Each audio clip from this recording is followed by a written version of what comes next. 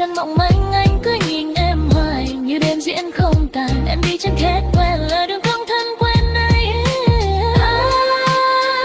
Em là siêu màu trên kết cuộc trái tim anh đây.